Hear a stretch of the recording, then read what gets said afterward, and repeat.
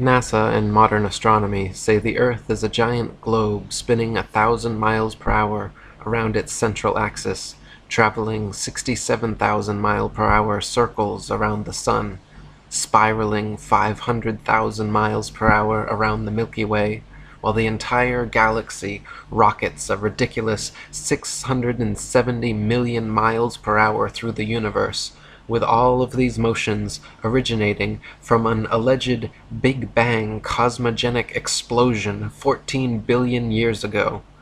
That's a grand total of 670,568,000 miles per hour in several different directions we're all supposedly speeding along at simultaneously.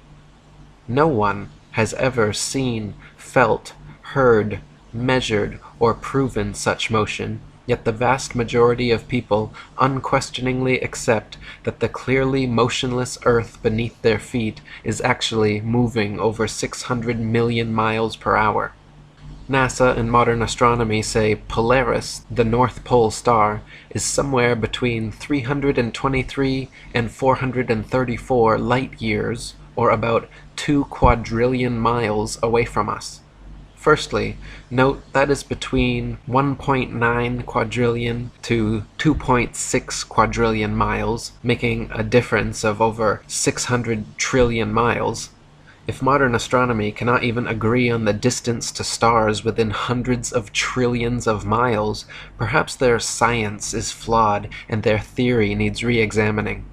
However, even granting them their obscurely distant stars, heliocentric astronomers cannot adequately explain how Polaris manages to always remain perfectly aligned straight above the North Pole. If the globe Earth was really spinning west to east 1,000 miles per hour, orbiting the Sun counterclockwise at 67,000 miles per hour, spiraling around the outer arms of the Milky Way at 500,000 miles per hour, while shooting through the universe at 670 million miles per hour, how is it even conceptually possible that Polaris, 2 quadrillion miles away, day after day, year after year, always maintains its alignment straight above the North Pole? That would mean from 2 quadrillion miles away, Polaris would have to be perfectly mirroring Earth's several simultaneous wobbling, spinning, spiraling, and shooting motions. Polaris would have to be shooting the same direction through the universe at exactly 670 million miles per hour. It would have to be following the same 500,000 mile per hour, 225 million year spiral around the Milky Way, and mirroring the same 67,000 mile per hour, 365-day orbit around our Sun. Or, the Earth is stationary, as common sense and everyday experience testifies. William Carpenter wrote, "It is supposed in the regular course of the Newtonian theory that the Earth is in June about 190 million miles away from its position in December. Now since we can in middle north latitudes see the North Star on looking out of a window that faces it, and out of the very same corner of the very same pane of glass in the very same window all the year round, it is proof enough for any man in his senses that we have made no motion at all." Not only this, but viewed from a ball Earth, Polaris, situated almost straight over the North Pole, should not be visible anywhere in the southern hemisphere. For Polaris to be seen from the southern hemisphere of a globular Earth, the observer would have to be somehow looking through the globe, and miles of land and sea would have to be transparent. Polaris can be seen, however, up to approximately 23.5 degrees south latitude. Dr. Robotham wrote, "If the Earth is a sphere and the pole star hangs over the northern axis, it would be impossible to see it for a single degree beyond the equator, or 90 degrees from the pole. The line of sight would become a tangent to the sphere, and consequently several thousand miles of and divergent from the direction of the pole star. Many cases, however, are on record of the North Polar Star being visible far beyond the equator, as far even as the Tropic of Capricorn." William Carpenter wrote, "The astronomer's theory of a globular Earth necessitates the conclusion that if we travel south of the equator, to see the North Star is an impossibility. Yet it is well known that this star has been seen by navigators when they have been more than 20 degrees south of the equator. This fact, like hundreds of other facts, puts the theory to shame and gives us a proof that the Earth is not a globe." To account for this glaring problem in their model, desperate heliocentrists since the late 19th century have claimed the ball Earth actually tilts a convenient 23.5 degrees back on its vertical axis. Even this brilliant revision to their theory cannot account for the visibility of many other constellations, though. For instance, Ursa Major, very close to Polaris, can be seen from 90 degrees north latitude, the North Pole, all the way down to 30 degrees south latitude. The constellation Vulpecula can be seen from 90 degrees north latitude all the way to 55 degrees south latitude. Taurus, Pisces, and Leo can be seen from 90 degrees north all the way to 65 degrees south. Aquarius and Libra can be seen from 65 degrees north to 90 degrees south. The constellation Virgo is visible from 80 degrees north down to 80 degrees south, and Orion can be seen from 85 degrees north all the way to 75 degrees south latitude. An observer on a ball Earth, regardless of any tilt or inclination, would not logically be able to see this far. Dr. Samuel Rowbotham wrote, "Another thing is certain, that from within the equator the North Pole star and the constellations Ursa Major, Ursa Minor, and many others can be seen from every meridian simultaneously, whereas in the south, from the equator, neither the so-called South Pole star nor the remarkable constellation of the Southern Cross can be seen simultaneously from every meridian, showing that all the constellations of the south, supposed pole star included, sweep over a great southern arc and across the meridian from their rise in the evening to their setting in the morning. But if the Earth is a globe, Sigma Octantis, the South Pole star, and the Southern Cross, a southern circumpolar constellation, they would all be visible at the same time from every longitude on the same latitude, as is the case with the Northern Pole star and the northern circumpolar constellations. Such, however, is not the case. Some heliocentrists have even tried to suggest that the pole star's gradual declination overhead as an observer travels southwards is proof of a globular Earth. Far from it, the declination of the pole star or any other object is simply a result of the law of perspective.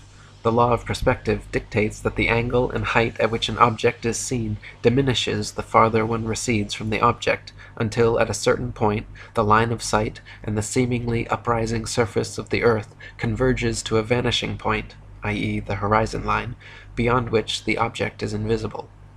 Thomas Winship wrote, "If we select a flat street a mile long containing a row of lamps, it will be noticed that from where we stand the lamps gradually decline to the ground, the last one being apparently quite on the ground. Take the lamp at the end of the street, and walk away from it 100 yards, and it will appear to be much nearer to the ground than it was when we were close to it. Keep on walking away from it, and it will appear to be gradually depressed until it is last seen on the ground and then disappears. Now, according to the astronomers, the whole mile was only depressed about 8 inches from one end to the other, so that this 8 inches could not account for the enormous depression of the light as we recede from it. This proves that the depression of the pole star can and does take place in relation to a flat surface simply because we increase our distance from it, the same as from the street lamp. In other words, the farther away we get from any object above us, as a star for example, the more it is depressed, and if we go far enough it will sink or appear to sink to the horizon and then disappear. The writer has tried the street lamp many times with the same result."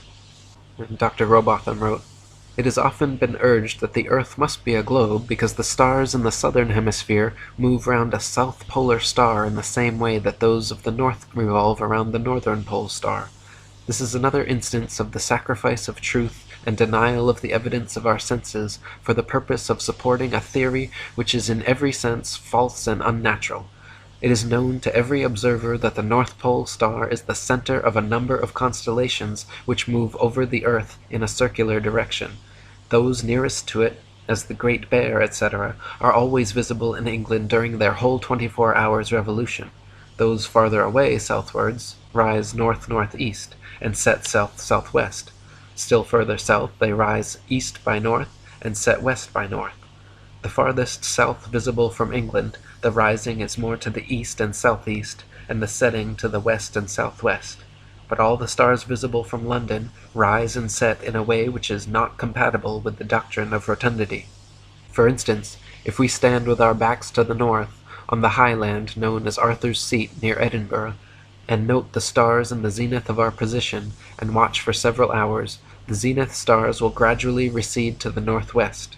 If we do the same on Woodhouse Moor, near Leeds, or on any of the mountain tops in Yorkshire or Derbyshire, the same phenomenon is observed. The same thing may be seen from the top of Primrose Hill near Regent's Park, London, from Hampstead Heath or Shooter's Hill near Woolwich.